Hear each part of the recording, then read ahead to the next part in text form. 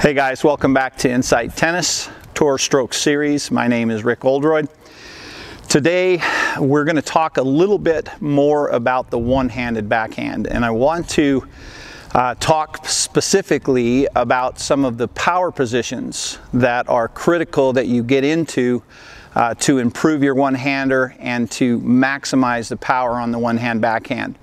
If you've seen any of my other videos, I talk about a couple of different power positions. We're going to go through several today in this video. And these are things that the pros all use that make that huge difference in the pop that you hear on the ball. They're small things, but they make a huge impact. So first and foremost, on the backhand, people use different variations of the grip.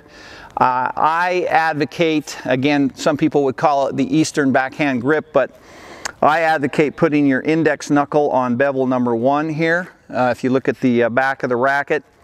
And the pad of the hand for me is actually on this side of bevel number 1. So it's going to look like this from the back, and it's going to look like that from the front. Now some people have more of a fist. I actually like to spread my fingers out a little bit like this. I think it puts you in a perfect position when you come back to the ball with your racket perpendicular to the court, and that's essentially what you want. So a couple of things. The first thing that I want to talk about, the first power position, is the racket. Whether you take the racket like Federer does and rotate your wrist this way, which I really like on his take back. Some players will actually turn it to the side, but he actually rotates it forward. But the key or common thread is this: the racket is up in the air like this. Whether I'm at the side like that, or whether I'm in front like this as I'm starting to take the racket back, the racket is up in the air. That's the first power position. The second thing I want you to remember is you can take the racket back too high. There are some players that have a really high backswing on their one-hander. I don't advocate to take it too high, but if you watch Federer, who I believe has one of the best backhands ever in the history of the game, when he gets to this position here, he rotates his wrist this way so that his racket is pointing that way. But as he starts to take the racket back, it starts to turn a little bit. But what you're going to see is it actually goes up above his head. Not clear up here, but it actually goes above the shoulder and above the head. This is another power position. And notice how I'm starting to now coil my body. This is loading energy, okay? So that's the second power position. The third power position is as I bring my racket down as I'm gonna step into the ball to hit it, I wanna make sure that I get my racket pointing back here to this back fence. And what do I mean by that? So first power position is here. Second power position is I'm gonna time this ball coming off the ground. I'm gonna continue to rotate, right? And load energy.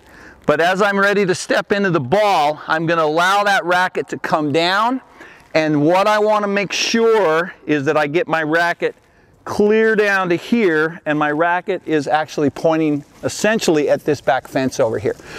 What I see at the club levels and recreational levels, good take back. A lot of people will have a good take back, but they'll only get to like here and then drop the racket and then try to come back and through to the ball. You're losing a huge source of power if you don't get into that third power position. The other thing that I want to advocate as well is the use of the left hand. This is another thing that I see that a lot of players are not doing. They let go too early. So if you watch the best players in the world, what you're going to see very clearly is they take the racket back, this left hand, they're taking the racket back with their body, coiling their body, as you can see. But as they're ready to step into that shot, okay, what you're going to see is they step in and they bring that racket down. They're going to keep a hold of the racket with their left hand all the way down to here. And then right there is where they let go. As they start to come down, and right there is where they let go. I see a lot of players let go up here. This is a big, big problem. It also is a huge power leak. You're going to lose a ton of power by doing that. So you want to make sure, keep that left hand on that racket all the way down to there. And then from here, now I've got a good coil, I'm leveraged.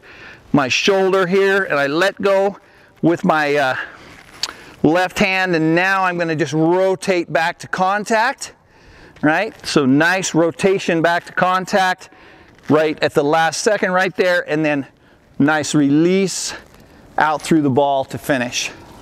So guys, go out and work on this. This will absolutely transform your one-handed backhand. So just in review, number one, the number one power position, make sure your racket is up in the air. This is a huge and critical point. The second thing, make sure that when you're taking it back, you're not taking it back down here. You're losing power if you don't use more of a loop to create momentum. And this is fine to have the racket even up to this point, above your head like this and above your shoulder. Best one-hand backhands in the world essentially do that. The next thing that I want you to think about, so the first thing is here. The second thing is making sure you're here, and as you're stepping into that ball, you're going to continue to coil, right? Continue to load energy. But when you come down, and now that racket comes down into this position here, make sure you've got a hold of that racket all the way down to here with your left hand. Don't let go too early. The third thing rather, this racket needs to be pointing to this back fence back here. Okay, very, very important. If I only get to here, I've lost a huge source of power coming back through the ball. This assures that I get a really, really good shoulder turn, get all the way down to here, drop it down, and now I'm coiled against that ball. I can release that energy back, rotate to contact, good extension out through the ball. So guys, go out and work on this. It'll absolutely transform your one-hander. You'll be hitting the ball harder with more pace and more depth and penetration. Always remember, good extension out to the target. Make sure that the up motion is a product of going out. You're going to go out through the ball from a low position to a high position, and then we're finishing up here, but we've got to make sure that that is something that just happens naturally because our energy is going towards the court, and that's just simple physics.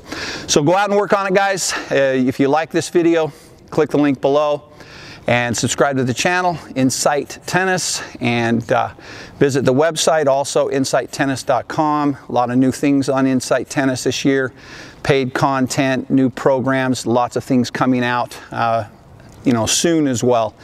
So leave any comments or questions. Always greatly appreciate your comments from all over the world.